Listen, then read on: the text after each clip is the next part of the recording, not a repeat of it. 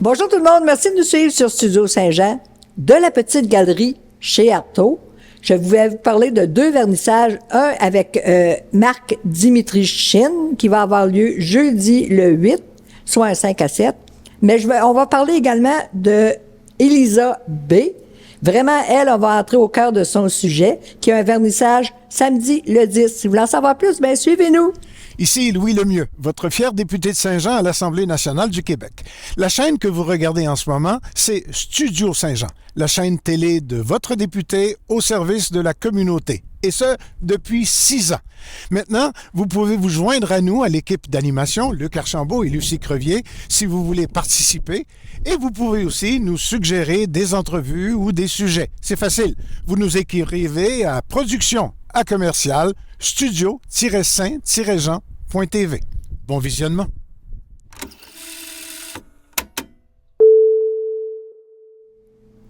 Bonjour Elisabeth. Allô, ça va bien? Oui, je pense que c'est ta première grande exposition. Oui, tout à fait. Chez Artaud. Oui. Tu vas avoir un vernissage samedi le 10 janvier. Tout à fait, de 13h à 16h. Puis tu exposes jusqu'au 25 dans la petite galerie. Oui. Les gens peuvent venir voir tes œuvres. Certainement. Comment ça s'est déroulé, ton organisation de ces œuvres-là? Pour l'accrochage? Pas pour l'accrochage, mais pour la construction de allégories des cités perdues? En fait, ça s'est construit un petit peu par petit peu. Mais surtout, souvent quand je commence à faire mes peintures sur papier, dans le fond, c'est surtout avec l'aquarelle, puis ça finit par se dessiner à des bâtiments, puis beaucoup de traits très aléatoires qui font en sorte que ça grimpe et ça monte, là, finalement. Puis tu peins toujours, tu commences avec des taches, je pense, hein? C'est surtout plusieurs lavis d'aquarelle, plusieurs taches un peu, là, de teintes, de superposition, puis c'est très instinctif et aléatoire aussi, là, pour ce qui est du début, là, de comment ça se construit, là, ouais. Puis tes œuvres que t'as ici, t'as toujours monté, t'as fait un fond, puis t'as monté des objets ou des buildings, surtout? Oui, c'est ça. Mais ça se construisait souvent très naturellement en ces formes-là, comme si c'était des formes que je connaissais très bien, même si je connais pas tant ça, les bâtiments ou les villes, là, mettons. Mais oui, c'est ça. Puis après ça, je rajoute d'autres teintes parce que les formes, ils se détachent du fond, puis ça fait vraiment des effets très intéressants. Là, à la fin, ça devient des trucs plus visuels, plus figuratifs. Là. Pour ça, le mélange de abstrait, figuratif, là, on sait pas trop. Là. Moi, j'avais hâte de les voir parce que tu as un thème assez sombre. Et les couleurs sont vraiment explosent. Et tout est doux. Tout, ça passe bien. C'est un œuvre qu'on peut vouloir avoir chez nous. C'est vraiment des œuvres sympathiques, même si le thème est un peu sombre. Mm-hmm. Oui, c'est vrai que le thème, il plaît. En tout cas, on veut pas tant en entendre parler souvent. Fait que, tu sais, ça l'amène un peu d'une façon un peu insidieuse, là, justement, de la thématique. De la déchéance de la société.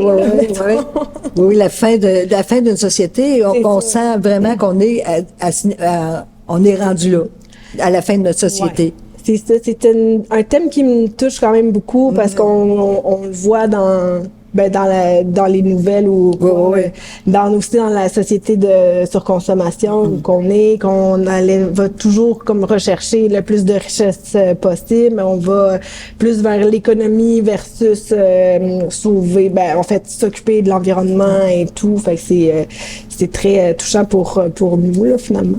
Oui, on a l'impression de marcher dans la vase. On sait pas trop ce qui s'en vient devant nous. Mm-hmm. Tout peut s'effondrer, tout peut nous envahir tout d'un coup. Mais il faut pas se laisser envahir par ça. C'est aussi ce que tu nous montres dans tes toiles, dans tes dessins. Ouais. Tu nous montres qu'il faut pas se laisser envahir, qu'il y a quelque chose de beau qui s'en vient aussi, hein, c'est ça? Oui, c'est ça. C'est parce qu'il y a certains aussi de mes peintures que ça va être aussi, la relation de l'humain avec la nature, puis la place qu'on a aussi à travers ça, puis que la nature, elle va toujours revenir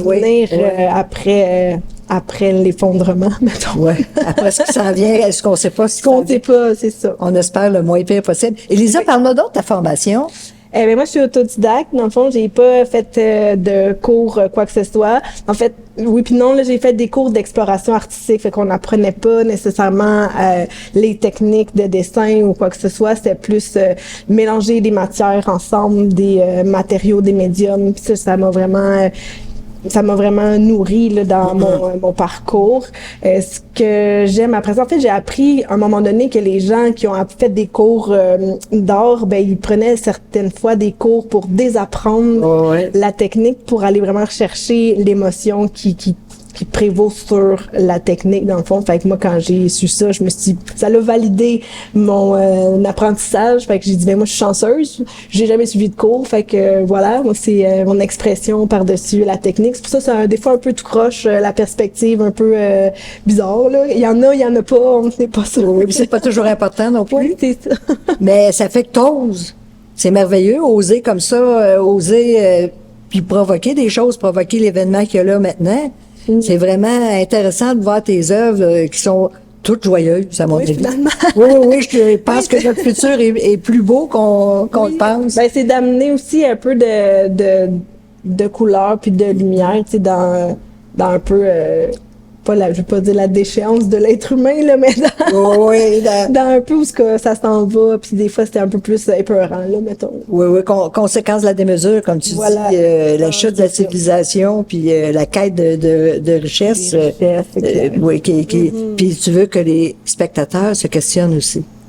Ouais, parce qu'au final, j'aime ça que les gens, en regardant mes œuvres, se disent, ben moi, ma place dans tout ça, elle est où? Qu'est-ce que je peux faire de différent pour que on ne s'en aille pas là? Qu'est-ce que, tu sais, est où ma place dans la société, dans ma consommation, dans la surconsommation, Donc, c'est dans l'action. C'est très vivant.